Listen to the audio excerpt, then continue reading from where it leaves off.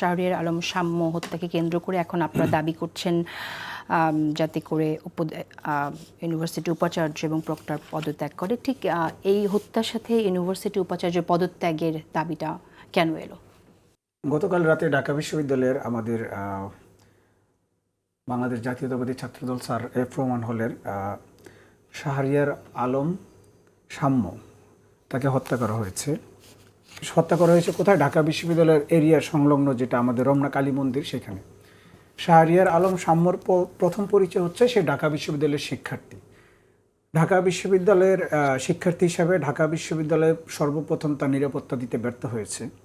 আর আপনারা জানেন যে গত 5ই আগস্ট পরবর্তী সময়ে বা এই বর্তমান যে প্রশাসন ঢাকা বিশ্ববিদ্যালয়ে কাজ করছে, তারা দায়িত্বভার গ্রহণ করার পর ঢাকা বিশ্ববিদ্যালয়ে কিছু ঘটনা ঘটেছে, যেই ঘটনাগুলো আমার আসলে একটু রিমার্ক করা উচিত। যেমন প্রথমে হচ্ছে হত্যা করা হয়েছে আমাদের একজনকে, আমাদের এফএইচ হলে, ওর নাম সম্ভবত তোফায়েল নাকি জানি ছিল, ওই একটা পাগল ছিল আর কি, তাকে ধরে এনে হলের ভিতরে শিক্ষার্থীরা ওই মব জাস্টিসের মাধ্যমে তাকে তোফাজ্জলকে মব জাস্টিসে ফার্স্ট টাইম হত্যা করা হয়েছে। তারপর গতকাল সাম্যকে হত্যা করা হয়েছে। এরপরে ঢাকা বিশ্ববিদ্যালয়ের টিএসসি সংলগ্ন যে একটা ঘৃণাস্তম্ভ ছিল, শেখ হাসিনার ছবির উপর মানুষের যেই সব ঘৃণা ঝেড়ে দিয়েছিল, সেটা কারোর সাথে ডিসকাস না করে হঠাৎ করে এটা কালি দিয়ে সাদা কালি দিয়ে এটা মুছে দেওয়া হয়েছিল। তারপরে চারুকলার মধ্যে পহেলা বৈশাখে যে একটা শেখ হাসিনার একটা মুখের যে একটা শেপ করা হয়েছিল, যেটা বিকৃত মুখের, সেটাকে ফ্যাসিস্টের দোসররা রাতের অন্ধকারে আগুন দিয়ে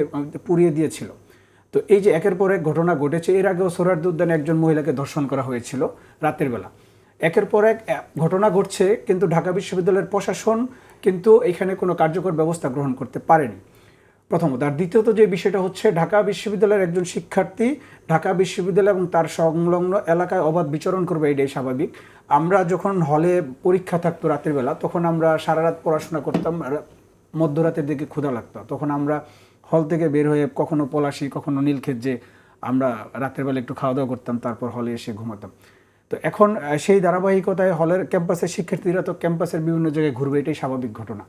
তো এই ক্যাম্পাসের সংলগ্ন যে একটা জায়গা সোহরাওয়ার্দী উদ্যান, এই সোহরাওয়ার্দী উদ্যানটাতে আমরা 5 তারিখ পরবর্তী সময় দেখছি যে এইখানে এই জায়গাটার জন্য কোনো অ্যাকশন গ্রহণ করা হয়নি। এই জায়গাটা একটা মাদকের আখড়ায় পরিণত হয়েছে, একেবারে খুবই বিচ্ছিরি অবস্থা, আসলে এক কথায় ভাষায় প্রকাশ করার মতো না।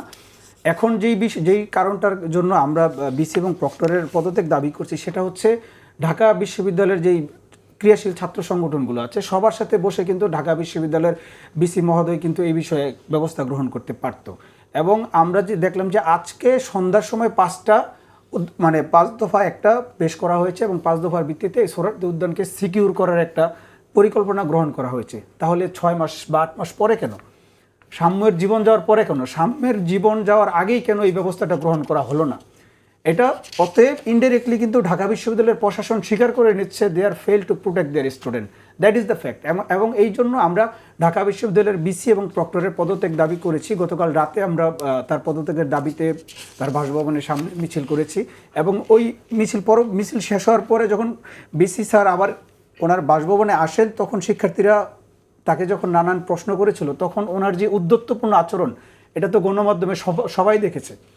সুতরাং আমরা যেটা বলতে চাচ্ছি সেটা হচ্ছে, এই বর্তমান যে ঢাকা বিশ্ববিদ্যালয়ের প্রশাসন আছে, সেই প্রশাসন সম্পূর্ণ ব্যর্থ, এবং ঢাকা বিশ্ববিদ্যালয়ের যত ক্রিয়াশীল ছাত্র সংগঠনগুলো আছে, তাদের সাথে আলোচনা করে সিদ্ধান্তগুলো নেওয়া দরকার ছিল। এবং আপনারা একটা জিনিস জানেন যে ডাকসুর ক্ষেত্রে ঢাকা বিশ্ববিদ্যালয়ের নিরাপত্তা মঞ্চের যে বিষয়টা আছে, এখানে কিন্তু একটা মাসিক বা 1 মাস 2 মাস পর পর মিটিং হওয়ার কথা, কিন্তু বিশ্ববিদ্যালয়ের প্রশাসন এখন পর্যন্ত এই ধরনের কোনো মিটিং করেনি।